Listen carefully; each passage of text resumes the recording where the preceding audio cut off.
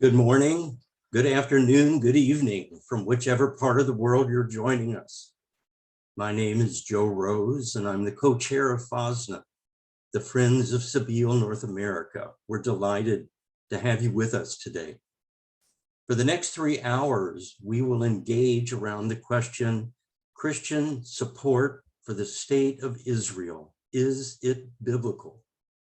We have 3 excellent and knowledgeable speakers, and there will be time for each of us in the chat to ask them questions. Occasional short breaks will also be part of our time together. Please make your questions brief and clear. Short comments may also be considered. And thank you for the civility we expect and desire from one another. I want to briefly introduce our first guest, Jonathan Katab. Jonathan is the executive director of FOSNA and a leading international human rights attorney.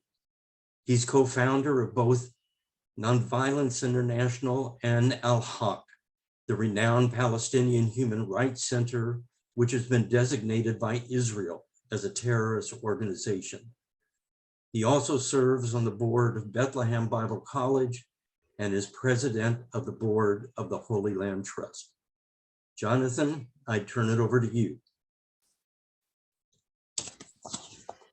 Thank you, Joe, and thank you to all of you who have joined us in this regional conference on Christian Zionism and on the issue of biblical support for the state of Israel. I should mention from the very beginning that this issue is not only theological. For many of us, we have grown up in a milieu that almost assumed a Christian Zionist position. Somehow, when we read the Bible and the word Israel comes up, we make the connection between Israel and the state of Israel, between God's people, chosen people, the promises of the land. What has happened is that both as a matter of history, and we will hear about how that came about, but also convenience and sometimes cynicism, this type of automatic support for Zionism and the state of Israel has been manipulated into very concrete, down-to-earth consequences to people living in Palestine, Israel. For Muslims, for Christians, and for Jews, Christian Zionism or support for Israel is not just a theological thing. It's not just part of your system of beliefs or worship or your relationship to God. It translates into money, weapons, policies, human rights abuses, denial of entry and living,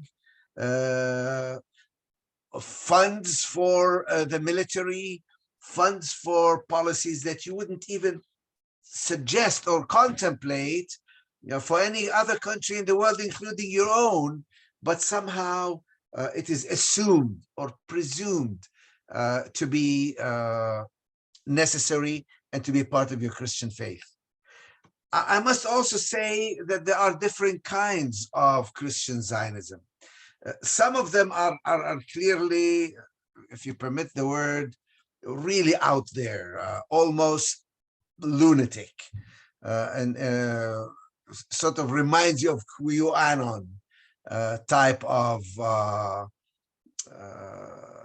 end days eschatology, Jesus is coming, rapture, left behind series, any moment now Jesus is coming, or we're helping speed up the end of times and the coming of the second coming of Jesus, and that is sometimes manipulation because horoscopes and prediction of the future is sometimes very exciting and much more interesting, especially for televangelists and the like, than proper exegesis and interpretation.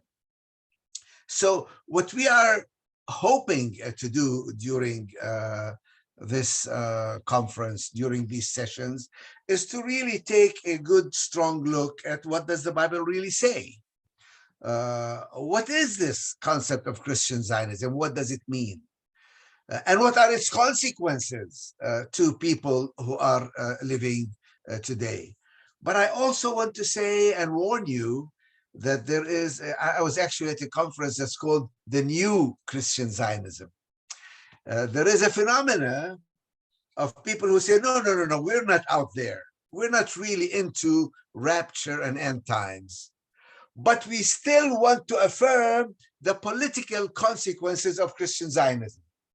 We still believe it's the right thing for Christians to support the state of Israel, to give them money, to give them weapons, to shield them from international law or international public opinion or political pressure to do the right thing.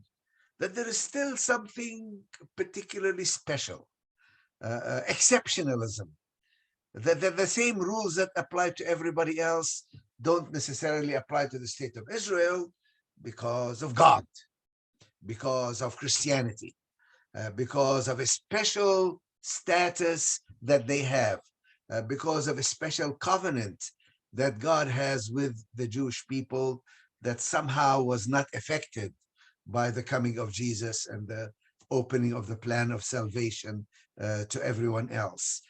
So I think we need to be careful as we study Christian Zionism, not to just create this straw man of a lunatic, eschatological, end days heresy that needs to be debunked.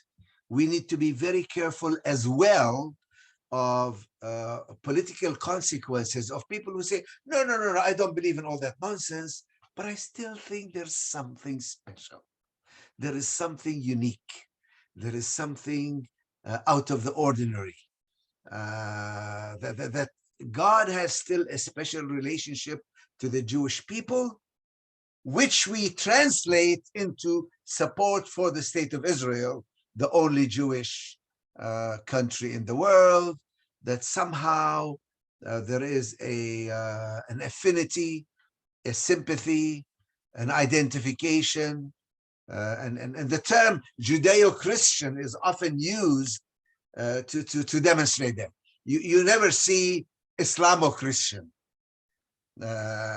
Judeo-Christian means there is a cultural, pseudo-theological affinity, identification with the state of Israel and the Jewish people. So as we talk about is the support for Israel biblical, I think we should be conscious of the different types of Christian Zionism and how they impact people on the ground.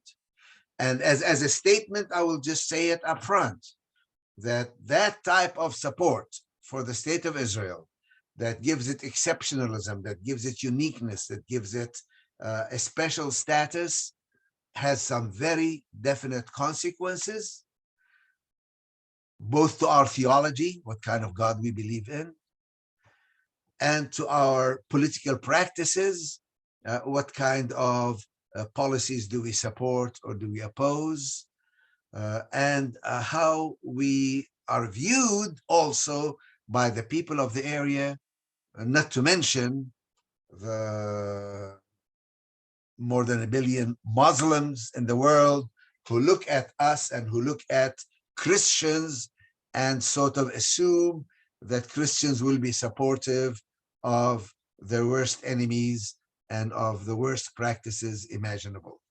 So with this, my 10 minutes are up. I hope now we will dig into the actual situation and hear what biblically the position towards the state of Israel ought to be. Thank you very much.